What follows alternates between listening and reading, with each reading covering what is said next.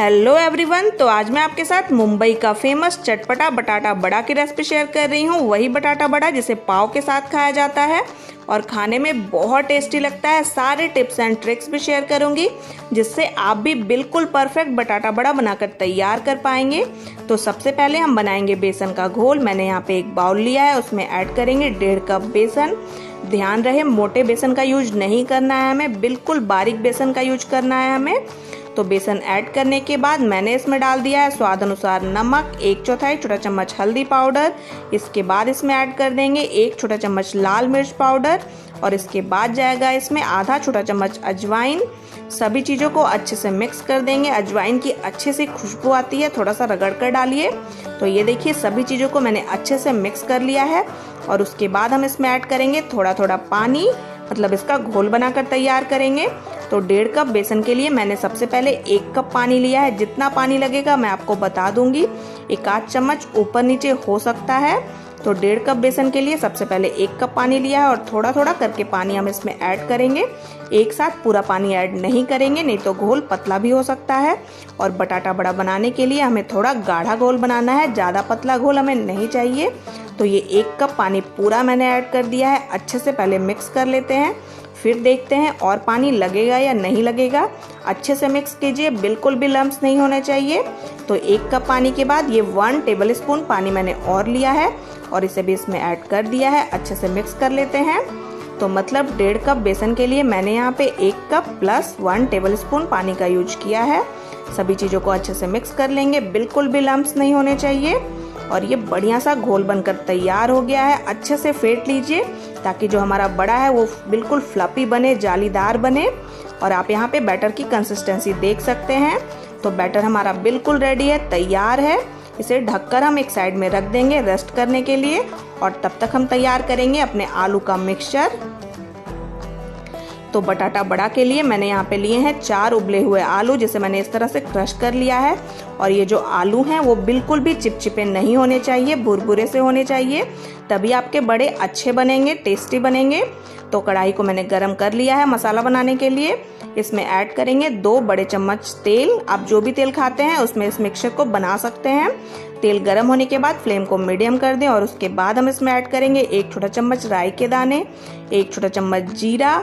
इसके बाद मैं इसमें ऐड कर रही हूँ 1 छोटा चम्मच थोड़ा सा क्रश किए हुए धनिए के बीज और इसके बाद 1 छोटा चम्मच सौंफ। आप चाहें तो यहाँ पे थोड़ा सा उड़द की दाल, मतलब जो धुली हुई दाल होती है, वो 1 छोटा चम्मच और थोड़ी सी हींग भी ऐड कर सकते हैं। बहुत से लोग ऐड करते हैं।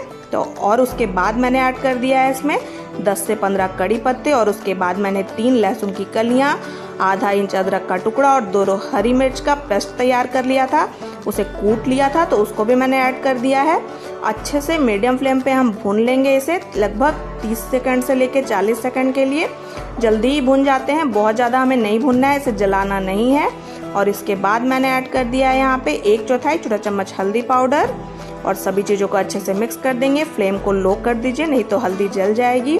और उसके बाद हम ये उबला हुआ जो आलू है वो इसमें ऐड कर देंगे और इसके बाद स्वाद अनुसार नमक और सभी को अच्छे से मिक्स करते हुए लगभग 1 से 2 मिनट तक भून लेंगे, जब तक कि सभी चीज़ें अच्छे से मिक्स ना हो जाएं। और उसके बाद इसमें हम ऐड कर देंगे बारीक कटा हुआ हरा धनिया और बस फ्लेम को बंद कर देंगे और इसे ठंडा होने देंगे। और ये हमारा जो भी बड़े का मिक्सचर है वो तैयार हो जाएगा। तो है ना बहुत ही आसान। आप चाहें तो इसमें थोड़ा आमचूर भी डाल सकते हैं अपने टेस्ट के अकॉर्डिंग, अगर आपको थोड़ी सी खटास चाहिए। लेकिन ये इसी तरह से बनाया जाता है, इसमें और कोई भी मसाला नहीं यूज किया जाता है। एक इसी तरह की रेसिपी बिहार और बंगाल में बहुत फेमस है, जिसे आलू बोंडा कहते हैं। तो उसमें थोड़े से मसाले भी जाते हैं, जैसे गरम मसाला, चाट मसाला, इस तरह की चीज़ें भी उसमें डाली जाती हैं।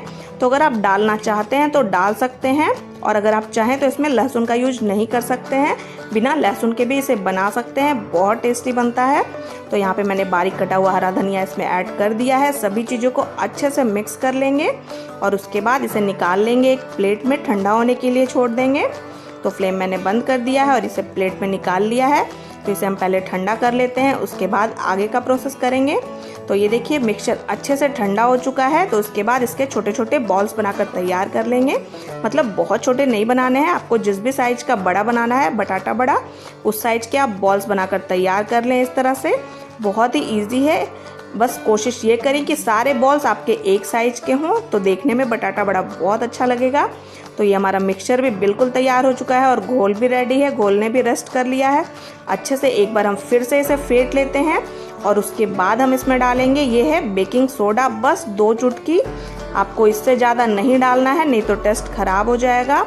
एकदम चुटकी से नाप कर 2 चुटकी और इसके ऊपर थोड़ा सा आधा छोटा चम्मच नींबू का रस, जिससे कि हमारा जो बेकिंग सोडा है वो एक्टिव हो जाएगा और हमारे बड़े हैं वो बिल्कुल फ्लफी, स्पंजी और जालीदार बनेंगे, बहुत टेस्टी बनेंगे। तो अच्छे से मिक्स कर लीजिए इसे बिल्कुल बढ़िया से। और उसके बाद हम बनाने तैयार करेंगे बड़े। एक साइड मैंने तेल भी रख दिया है गर्म होने के लिए, क्योंकि तेल थोड़ा हमें गर्म चाहिए। तो बस अच्छे से मिक्स हो गया है, हमारा बैटर रेडी हो चुका है और ये हमारा आलू का मिक्सचर भी रेडी है। तो बस इसमें इसे डिप करेंगे, आप चाहें तो चम्मच से भी ये काम कर सकते हैं। मैं यहाँ पे हाथ से ही कर रही हूँ, क्योंकि मुझे हाथ से करना अच्छा लगता है। मैं ज़्यादा काम हाथ से ही करना प्रेफर करती हूँ।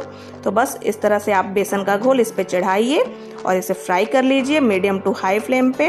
तो एक बार पहले हम चेक कर लेते हैं हमारा तेल गर्म है या नहीं। तो तेल बिल्कुल अच्छे से गर्म है। तो बस इसमें हम बड़े डाल देते हैं, मतलब बटाटा बड़ा। तो आप यहाँ पे देख सकते हैं बेसन का घोल कितना परफेक्ट बना है, कितने अच्छे से बड़े के ऊपर चढ़ गया है और बिल्कुल फ्लफी आपको दिख रहा होगा। तो बस दोनों तरफ से अलट पलट कर बढ़िया क्रिस्पी होने तक, गोल्डन होने तक हम इसे फ्राई कर लेंगे मीडियम फ्लेम पे। और बहुत ही टेस्टी बटाटा बड़ा बनकर तैयार हो जाएगा। आप इसे पाव के साथ खाएं या फिर ऐसे चटनी के साथ खाएं, बहुत टेस्टी लगता है। तो ये देखिए पहला बैच फ्राई हो चुका है और आप देख सकते हैं बिल्कुल परफेक्ट टेक्सचर आया है। और टेस्ट तो तभी पता चलेगा जब आप इसे बनाकर खाएंगे। तो वीडियो अगर अच्छा लगा हो फ्रेंड्स, तो चैनल को सब्सक्राइब, लाइक, शेयर और कमेंट जरूर करें। अगर फेसबुक पेज पे देख रहे हैं तो लाइक, कमेंट और फॉलो करें।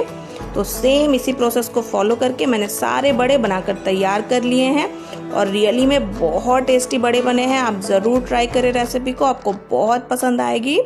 तो सारे बड़े बनकर तैयार हैं, तो चलिए इन्हें सर्व कर लेते हैं।